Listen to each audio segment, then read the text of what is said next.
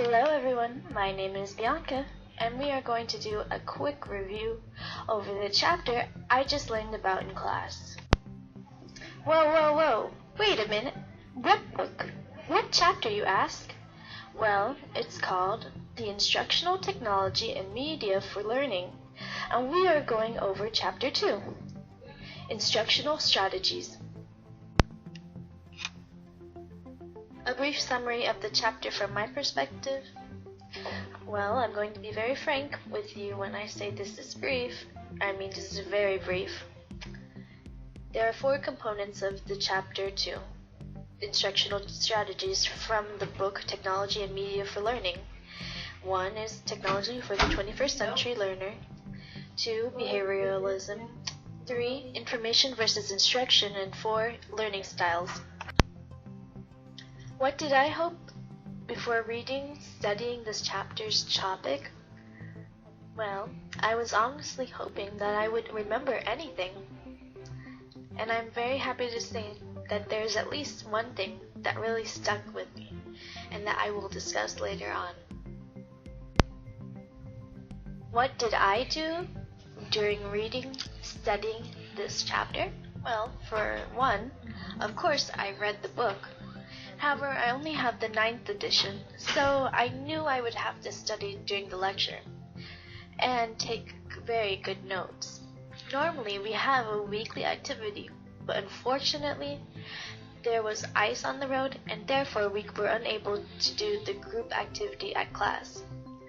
Although, even though we were unable to do the group activity, we were still required to do the weekly discussion on Moodle and turn in our Photo Story 3 assignment, what I am doing currently. What insights did I draw out this week? Well, I drew out Multiple Intelligence by Howard Gardner and was developed in 1983, and I will discuss this more in detail in the next slide. This part is about Howard Gardner's multiple intelligences. Now there is a few informations in the book, and I also am using a website to help with this, and I will provide a link to that website in the credits. Howard Gardner's multiple intelligences includes 1, 2, 3, 4, 5, 6, 7, 8 different types of intelligences. 1 is linguistics intelligences. 2 is logical and mathematic intelligences. 3 is visual and spatial intelligences. 4 is musical intelligence. 5 is bodily and kinesthetics intelligence. 6 is interpersonal intelligence. 7 is intrapersonal intelligence. And 8 is natural intelligences. And there's a lot of information about it. Linguistics intelligence. This intelligence involves the ability to read, write, and communicate with words. A student may be expected to use their linguistic skills to communicate what they already know or what new information they have learned. Logical and mathematical intelligence. This intelligence requires the ability to look for patterns, reason, and think in a logical manner. It can also be associated with scientific thinking. Visual and spatial intelligences. This intelligence is the ability to think in pictures and visualize outcomes. This skill should not be thought of only in visual terms because Gardner believes that blind children develop spatial intelligence as well. Musical intelligence. This intelligence gives a person the ability to make and compose music, sing, and use rhythm to learn.